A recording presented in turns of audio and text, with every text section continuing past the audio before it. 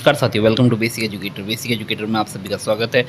साथियों, जिस प्रकार से आप लोगों को पता है कि हरियाणा में असिस्टेंट प्रोफेसर की वैकेंसी आ चुकी है और काफ़ी सारे साथी हरियाणा में असिस्टेंट प्रोफेसर के लिए अप्लाई करने वाले हैं। और सिर्फ हरियाणा के कैंडिडेट्स ही नहीं बल्कि जो आसपास के स्टेट्स हैं, जैसे उत्तर प्रदेश हो गया, राजस्थान हो गया, मध्य प्रदेश हो गया, बिहार हो गया, दिल्ली हो गया, है ना। तो इन सभी स्टेट्स के जो हिमाचल प्रदेश हो गया, इसके भी कैंडिडेट्स जो हैं वो हरियाणा के लिए अप्लाई करते हैं। पंजाब हो गया।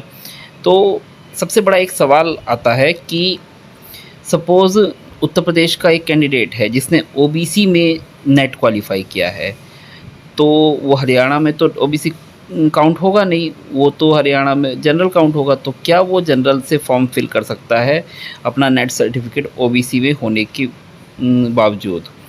एक कैंडिडेट राजस्थान का है, उसने अपना नेट का सर्टिफिकेट एससी कैटेगरी में पास किया है, यानी कि शेड्यूल कास्ट कैटेगरी में अपना नेट का सर्टिफिकेट पास किया है, तो नेट का एग्ज़ाम पास किया है। तो क्या वो हरियाणा में अनरिजर्व्ड में अप्लाई कर सकता है? क्योंकि उसको अनरिजर्व्ड में ही अप्लाई करना होगा। हरियाणा में तो वो एससी होगा नहीं, हरियाणा में तो वो जनरल ही होगा। तो हरियाणा में क्या वो जनरल कैटेगरी के अगेंस्ट अप्लाई कर सकता है, या उसको नेट भी जनरल कैटेगरी में ही पास करना होगा? कोई कैंडिडेट है, सपोज़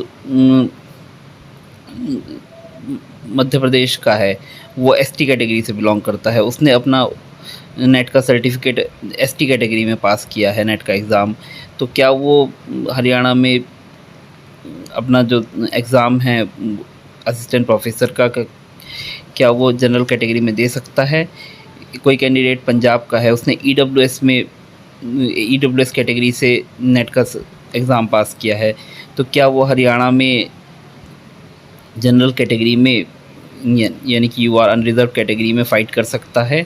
तो ये एक सबसे बड़ा सवाल उठता है कि अगर आपने किसी भी रिज़र्व कैटेगरी में नेट का सर्टिफिकेट पास किया है, यानी कि नेट का एग्ज़ाम पास किया है, और आपका रिज़र्व कैटेगरी होने के नाते आपके पास नेट का सर्टिफिकेट है, तो क्या आपको हरियाणा में अप्लाई करने के लिए या अन्य भी किसी स्टेट में अगर आता है, उस केस में आपको असिस्टेंट प्रोफेसर के लिए अप्लाई करने के लिए जनरल में भी नेट पास होना कंपलसरी है, या आपका जो कैटेगरी में आपने नेट सर्टिफिकेट पास किया है वो वाला ही वैलिड होगा? तो इसके रिगार्डिंग एक हरियाणा और पंजाब हाई कोर्ट का एक डिसीज़न है।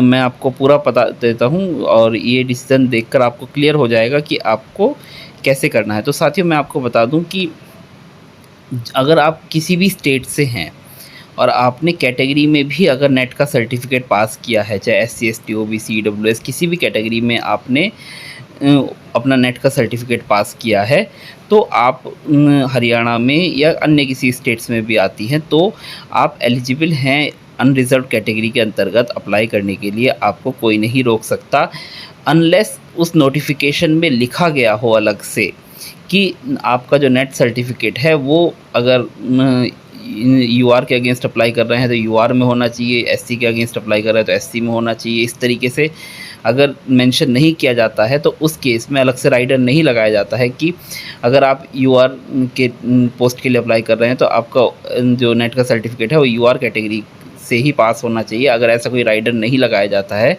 तो आप एलिजिबल हैं। और हरियाणा के जो आपका पंजाब एंड ये हरियाणा कोर्ट का डिसीजन जो है वो बहुत इंपॉर्टेंट है। और जो नोटिफिकेशन आया है अभी असिस्टेंट प्रोफेसर का हरियाणा में, उसमें भी कहीं से कहीं तक ये नहीं लिखा हुआ है कि अलग से कोई राइडर लगाया गया है कि नेट का सर्टिफिकेट आपका जो है वो रिज़र्व कैटेगरी मतलब जनरल कैटेगरी में पास होना चाहिए। अलग से कोई राइडर नहीं है, बस ये लिखा गया है आपके पास नेट या पीएचडी होना चाहिए या आपका जो मास्टर्स होना चाहिए और उसके साथ साथ नेट पीएचडी होना चाहिए। तो उसमें कहीं से अलग से कोई राइडर नहीं लगाया गया। तो यही आपका एक रवीश कुमार हैं और उनका जो स्टेट ऑफ हरियाणा वर्सेस और अदर्स में आपका एचपीएससी था, तो इनके खिलाफ भी ऐसे ही हुआ था। इन्होंने जो है जो टेक्निकल एजुकेशन डिपार्टमेंट है उसमें लेक्चरर के लिए अप्लाई किया था अप्लाइड साइंसेस के। तो उसमें इनका जो नेट का सर्टिफिकेट था वो ईडब्ल्यूएस कैटेगरी के अंतर्गत था, और जब इन्होंने अप्लाई किया वो जनरल कैटेगरी से अप्लाई किया था उसमें लेक्चरर के लिए जो टेक्निकल एजुकेशन डिपार्टमेंट है। तो उसमें क्लियरली बोला जो जब ये सब एग्ज़ाम सब कुछ पास करते चले गए, इंटरव्यू में जाके इनको प्रोविज़नली डिस्क्वालीफ़ाई कर दिया गया, ये कहकर कि आपका जो नेट का सर्टिफ़िकेट है वो तो ईडब्ल्यूएस कैटेगरी से है, और आपने जनरल कैटेगरी के लिए अप्लाई किया है तो आप एलिजिबल नहीं हैं। तो आपको एक मेल मिला उनको कि आपको 3 दिन के अंदर-अंदर इस प्रकार से अपना जो क्लैरिफ़िकेशन है वो आयोग को देना होगा कि आप मतलब ईडब्ल्यूएस सर्टिफिकेट प्रोड्यूस कीजिए या आप क्लैरिफिकेशन दीजिए कि आपको क्यों वैलिड माना जाए। तो फिलहाल इनको इनवैलिड करार दे दिया गया। इन्होंने बोला कि जाके मतलब वैलिड किया जाए, तो मतलब इनवैलिड करार दे दिया गया, इनएलिजिबल कर दिया गया। तो फिर उसके बाद इन्होंने हरियाणा और Punjab and Haryana high court है उसमें केस दायर किया और फिर उस केस को भी जीता है। तो उस केस में क्लियरली ये बोला गया है कि अगर अलग से कोई राइडर नहीं जोड़ा गया है कि आपका नेट का सर्टिफिकेट जो है वो, अगर आप जनरल कैटेगरी से अप्लाई कर रहे हैं तो आपका नेट का सर्टिफिकेट भी जनरल कैटेगरी से होना चाहिए। ऐसा अगर नोटिफिकेशन में कहीं से कहीं तक कोई राइडर नहीं जोड़ा गया है तो उस केस में आप और बोला गया है कि नेट होना चाहिए, पीएचडी होना चाहिए और एमए होना मतलब मास्टर्स होना चाहिए, तो उस केस में आप पूरी तरीके से एलिजिबल हैं अगर अलग से राइडर नहीं जोड़ा जाता है। तो मैं आपको जजमेंट पढ़ के सुना देता हूँ सबसे पहले, और फिर उसके बाद इसके बारे में चर्चा कर लेते हैं।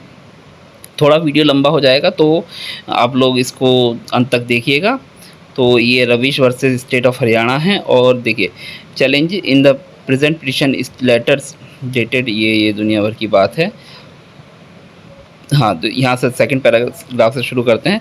Learned counsel for the petitioner submit the respondent Number 3 HPSC advertised 22 post for the lecturer in Applied Sciences Math Group B in Technical Education Department Haryana wide advertisement number this that the petitioner being eligible applied for the post of under the general category, that the respondent had issued admit card to the petitioner and petitioner had taken the written test conducted by respondents, and that in the result declared on 16/8/2022 the petitioner was shown passed in the written test as general category candidate, and it was also mentioned that the petitioner would be called for interview.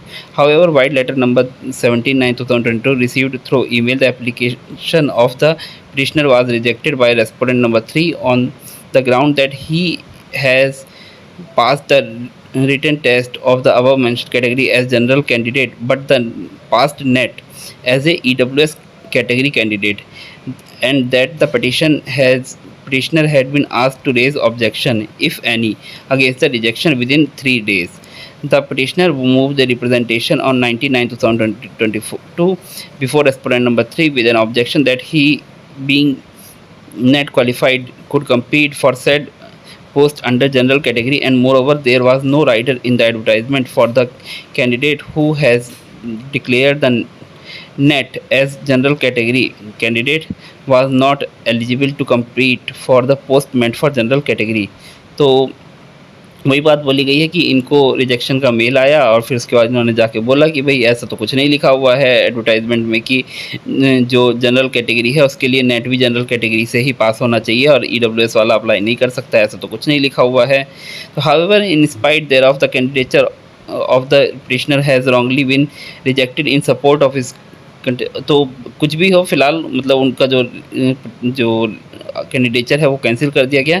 In support of his contention learned counsel relies upon the judgment of the rendered by coordinate bench in Sukhwinder Singh versus Punjab state corporation, फिर उसका दुनिया भर की बात है ये।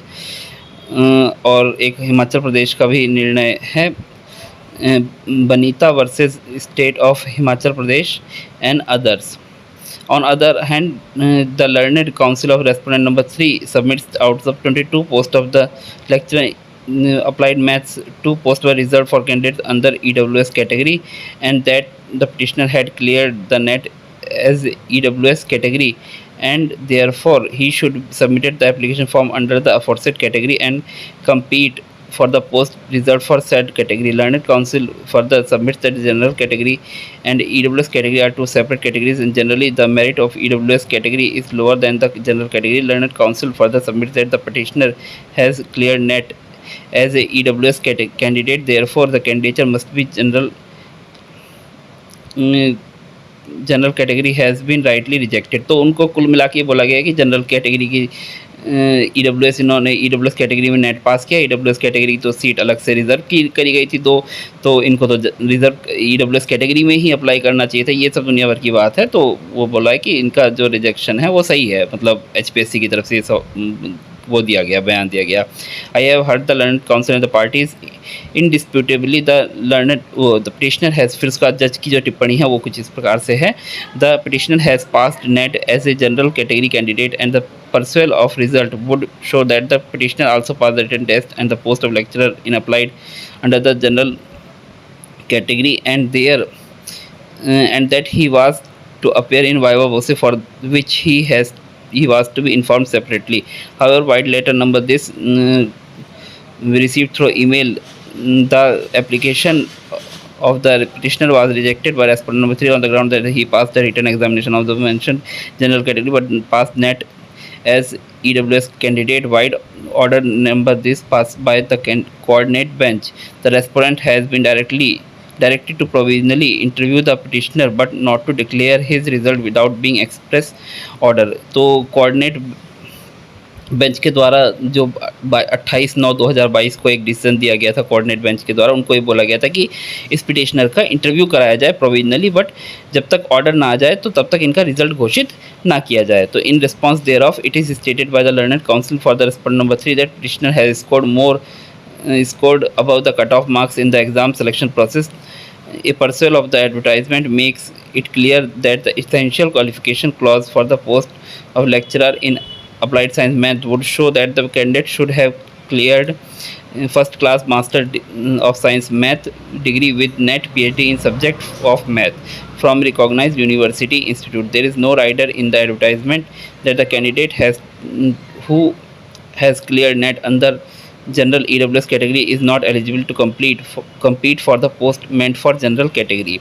इसमें ये बोला गया है, जज ने ये भी टिप्पणी की है कि मतलब नोटिफिकेशन में ऐसा बोला गया था कि फ़र्स्ट क्लास मैथ की डिग्री हो, मास्टर्स डिग्री और नेट या पीएचडी हो, तो उसमें अलग से कोई ये राइडर नहीं जोड़ा गया था कि नेट जिन्होंने ईडब्ल्यूएस कैटेगरी के अंतर्गत पास किया है वो जनरल कैटेगरी के लिए अप्लाई नहीं कर सकते हैं। तो ऐसा कोई राइडर नहीं जोड़ा गया था। Petitioner is fulfilling the academic criteria contain in the advertisement for the applying for the post of general category. He could not be denied appointment for the post of lecturer in applied science meant for open category on the ground he has cleared net as general category. तो जज ने टिप्पणी की कि जो academic criteria है वो candidate पूरा कर रहा है और इस आधार पर कि उसने नेट जो है वो ईडब्ल्यूएस कैटेगरी में पास किया है, उसका जो सिलेक्शन है वो नहीं रोका जाना चाहिए। हिमाचल प्रदेश का एक जजमेंट है उसको उन्होंने कोट किया है, जो हमारे जज साहब हैं उन्होंने हिमाचल प्रदेश के एक जजमेंट को कोट किया है इस जजमेंट में अपने।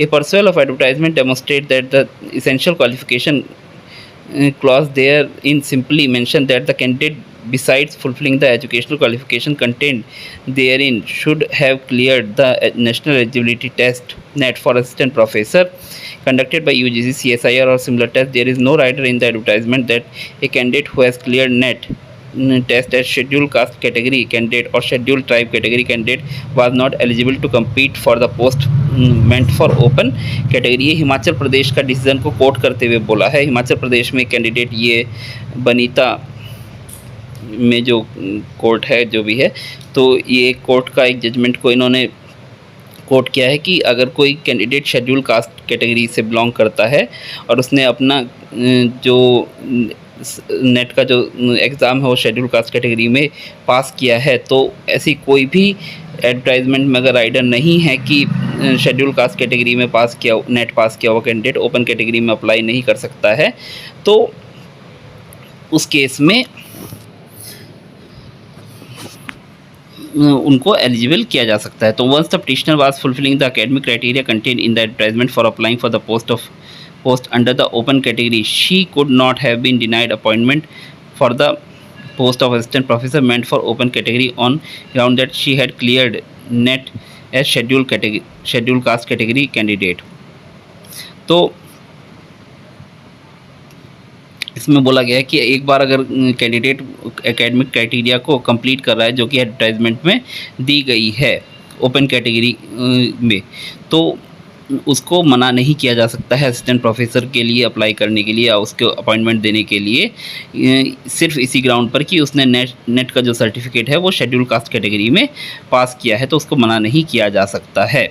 आई retreat that the advertisement only refers the passing of NET test as minimum eligibility condition for the post of recruitment and appointment to the post of assistant professor. There is nothing contained in the advertisement from which it could be inferred that a candidate who had cleared NET test at scheduled caste category was eligible to apply only for the post reserve for schedule caste category. तो यहाँ पे assistant professor की जो notification है उसमें कहीं भी mention नहीं है कि नेट जिन्होंने एससी कैटेगरी में पास किया है वो एससी कैटेगरी की सीट के लिए ही अप्लाई कर सकते हैं, ऐसा कहीं भी नहीं लिखा हुआ है।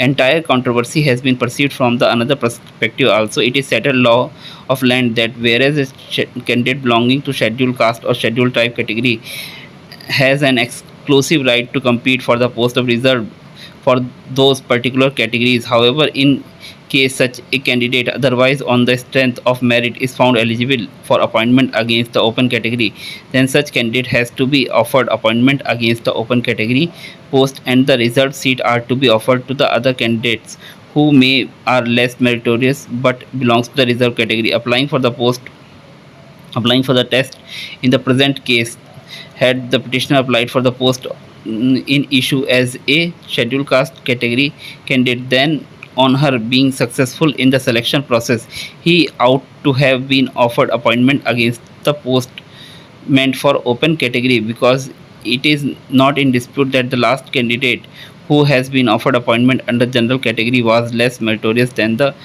present petitioner, and petitioner had not availed any concession available to a scheduled caste category candidate in terms of advertisement. On this count, denial of appointment of petitioner by the respondent department on the ground that she has passed NET as scheduled caste candidate and not an open candidate is in fact arbitrary and not suitable in law.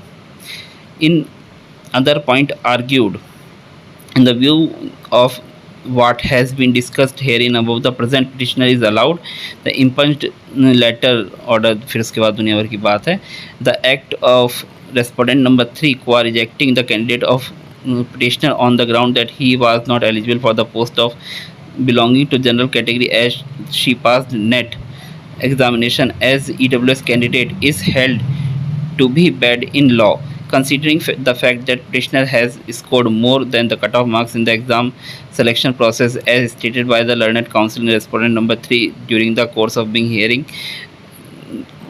Respondents are directed to offer appointment to petitioner against the post of lecturer maths under the general category as from the date when the person joined junior to him were offered appointment. तो फिर उसके बाद बोला needful shall be done within the periods of 2 months and from the date of receipt of copy of the insuring benefits of the all accrue upon the petitioner. कुल मिला के बात यह है कि उनको लास्ट में एलिजिबल कर दिया गया है जनरल कैटेगरी के लिए। तो इस जजमेंट से ये पूरा क्लियर हो जाता है कि हिमाचल प्रदेश का जजमेंट दे दिया है और एक ये अब हरियाणा का भी जजमेंट आ चुका है। हिमाचल प्रदेश का शेड्यूल कास्ट से बिलोंग करता है, वहाँ पे शेड्यूल कास्ट से नेट पास किया गया था, यहाँ पे EWS कैटेगरी में नेट पास किया गया है। तो ये आपने चाहे नेट EWS कैटेगरी में पास किया हो चाहे शेड्यूल कास्ट में, और सेम अप्लाइड विद OBC और ST कैटेगरी। तो अगर इन कैटेगरीज में भी आपने नेट पास किया है तो आप फिर भी जो जनरल कैटेगरी है उसके लिए अप्लाई कर सकते हैं। तो सबसे बड़ा डायलेमा यही रहता था, सबसे बड़ा कन्फ्यूज़न यही रहता था जो अदर स्टेट वाले थे, यानी कि जो उत्तर प्रदेश था, मध्य प्रदेश है, पंजाब है, राजस्थान है, बिहार है, इनके कैंडिडेट्स जब अप्लाई करेंगे हरियाणा के लिए तो ये अदर स्टेट में चले जाएंगे। तो अदर स्टेट में तो ये जनरल में काउंट होंगे, अपनी कैटेगरी में तो काउंट होंगे नहीं, तो इनको UR में अनरिजर्व में अप्लाई करना होगा। तो बट इनका जो सर्टिफिकेट है वो उस केस में उसी कैटेगरी से बिलोंग करता होगा। तो क्या ये एलिजिबल हैं? हाँ, ये एलिजिबल हैं।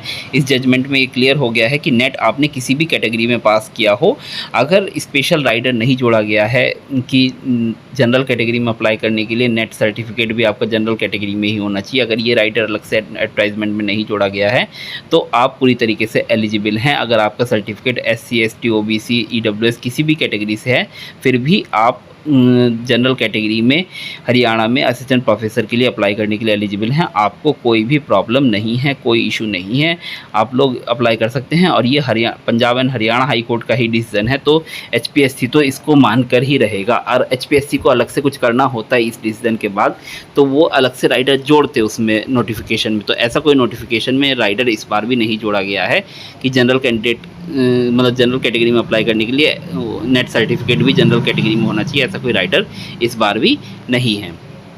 तो बेधड़क आप लोग अप्लाई कीजिए और बेसिक एजुकेटर के साथ जुड़े रहिए। इस प्रकार की फैक्चुअल खबरें आपको सिर्फ बेसिक एजुकेटर में मिलेगी, पूरी प्रामाणिकता के साथ मिलेगी खबरें।